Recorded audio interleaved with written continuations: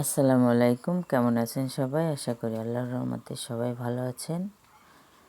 এই তো সকালবেলা চলে আসলাম আরও একটা ভিডিও নিয়ে। সকালে আমি অনেকগুলো কাপড় বের করেছি। কয়দিন ধরে আমার মিষ্টি এত অসুস্থ থাকার কারণে আমি কিন্তু ভালোভাবে কোনো কাজ করতে পারতেছি না। ছোটো মেয়ে কালকে এসেছে, কালকে না 2 দিন হয়ে গেছে আসছে, কিন্তু আজকে চলে যাবে। তো ও থাকা অবস্থায় কিছুটা কাজ করতেছি, কারণ মিষ্টিকে নিয়ে কোনো কাজই করা যায় না। ও শুধু বিরক্ত করতেছে, কারণ ওর অনেকটা খারাপ লাগতেছে। ওকে স্যালাইন দেওয়া শেষ, তারপরেও ওর পানির পিপাসা লাগতেছে। তারপর খাবার স্যালাইন খাওয়াচ্ছি, তারপরেও পানি খাওয়ার জন্য কেমন করতেছে। খাবার স্যালাইনের পাশাপাশি কিন্তু আমি নর্মাল পানি দিচ্ছি। আজকেতে দিব তাই ভাবতেছি, কিন্তু তারপরেও কিন্তু আমার কাছে এসে বিরক্ত করতেছে পানি খাওয়ার জন্য আর খাবার খাওয়ার জন্য। তা খাবার তো খাওয়ানো হচ্ছে না, তা আজকেও তাই ভাবতেছি যে আজকে খাবার আর পানি দুইটাই দিব।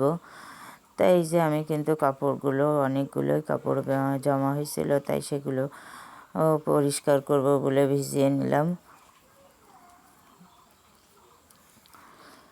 আর ছোটো মেয়ে চলে যাবে বিধায় ও থাকা অবস্থায় যে আমি সব কাজগুলো করে নিচ্ছি। আর রোজা থেকে তো বিকালে যেতে পারবে না, তাই সকালেই যাবে।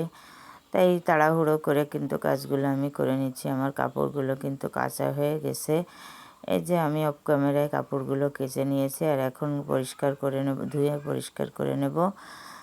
তারপর ধোয়ার পরে কিন্তু আমি নেড়ে দেবো। আমার মোবাইলে কিন্তু ভালোভাবে ভিডিও হচ্ছে না, হঠাৎ করে করে বন্ধ হয়ে যাচ্ছে, কিন্তু আমি বুঝতে পারতেছি না।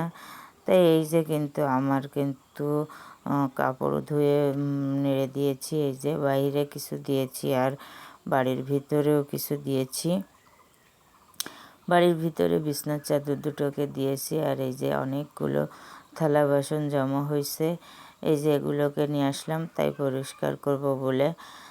তাই এই যে অনেকগুলো দেখলে তো সবাই ভাবে কত মনে হয় মানুষজনের থালা বাসন, কিন্তু না, এগুলো অনেক দিনেরই থালা বাসন। আমরা তো বেশি লোকই না, তাই এই যে আমি সবসময় কিন্তু যখন যেটা হয় তখন সেইটাই ধুয়ে রাখি।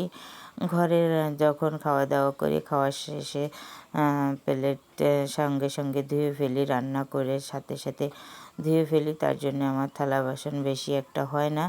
কিন্তু এই যে এই 2-3 দিন আমি কোনো কাজ করতে পারতেছি না মিষ্টিকে নিয়ে, তার জন্য এই যে অনেকগুলো জমা হয়েছে।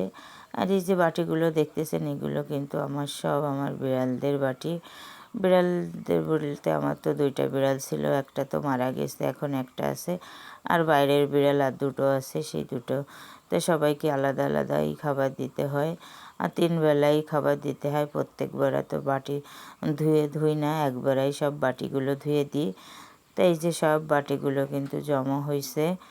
তো এই যে জমা বাটিগুলো ধুয়ে নিলাম, আর অনেকগুলো থালা বাসন ধুবো, পরিষ্কার করব। আর আজকে কিন্তু অনেক কাজ, সঙ্গে থাকলে দেখতে পারবেন।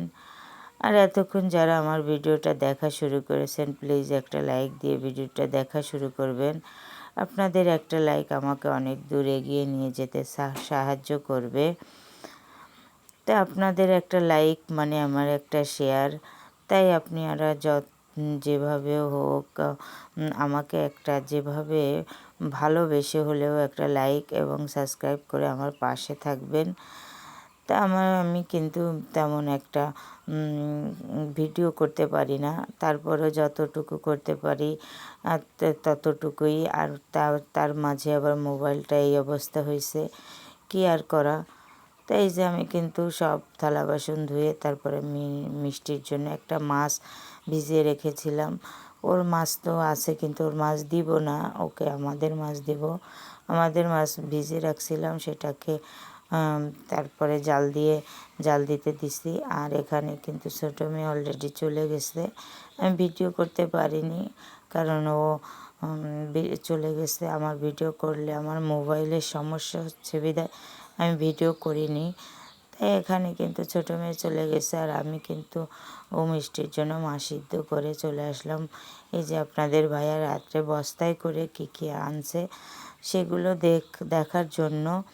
তো এই যে এগুলো কিন্তু বিট কফি দোকানের, সেই বিট কফিগুলো অনেক দিন হয়েছে, কিছুটা বিক্রি হয়নি, তার জন্য সেগুলো নিয়ে আসছে। আর এই যে কিছুটা তেঁতুলগুলোকে পরিষ্কার করতে হবে, খোসা ছেড়ে তারপর রোদ্দুরে দেব। আর দেখি কিছু করা যায় কি না, আর যদি আপনাদের ভাইয়ের দোকানে দিতে পারি তাও দিয়ে দিব, কারণ বিক্রি করে দিক, কারণ আমার ঘরে অনেকটা তেঁতুল আছে। আমার এবার বছরে তেঁতুল লাগবে না, কারণ প্রত্যেক বছরই তেঁতুল দোকানের জন্য কেনা হয়, সেখান থেকে কিছুটা করা হয়, রাখা হয়। তা আমার ঘরে অনেকটা তেঁতুল আছে। আর তেঁতুল তো বেশি একটা খাবার লাগে না, মাঝে ডাল রান্না করি, আর মাঝে সাঝে যদি ফুচকা বানানো হয় মেয়েরা আসলে তার জন্য, তাই বিশেষ করে তেমন একটা তেঁতুল লাগে না। তারপরে ঘরে একটু তেঁতুল আছে, তাতেই আমার হয়ে যাবে। আর এই তেঁতুলটা কিন্তু আমি রেখে দেব। আর এই যে দেখেন মিষ্টি কিন্তু সব সময় আমার কাছে কাছে থাকে, ও আমার কাছে ছাড়া থাকবেই না, আর আমি যেখানেই যাব ওর সেখানেই থাকতে হবে। তাই এখানে হঠাৎ করে কিন্তু ও লাফ দিয়ে উঠছে চেয়ারের পরেই মোবাইলটা ছিল, আর আমি ভাবছিলাম কিন্তু পড়ে যাবে, কিন্তু না, আলহামদুলিল্লাহ ওর মোবাইলটা কিন্তু পড়েনি। আর ও কিন্তু দিব্যি বসে আছে চেয়ারের পরে। তা আপনারা সবাই, আবারও বলি, আপনারা সবাই আমার মিষ্টির জন্য দোয়া করবেন। আমি কিন্তু ওকে নিয়েই সারাদিন আমি থাকি, আর ওর সঙ্গেই কথা বলা, ওর সঙ্গেই চলাফেরা বলতেই হবে, কারণ আমি যেখানে যাব আমার সঙ্গে যাবে। তো এই যে আমার কিন্তু তেঁতুলগুলো পরিষ্কার করা হয়ে গেছে, আর এই বিট কফিগুলো কিন্তু কালকে পরিষ্কার করব, করে রোদ্দুরে দেওয়ার ইচ্ছা আছে, দেখি কী করা যায়।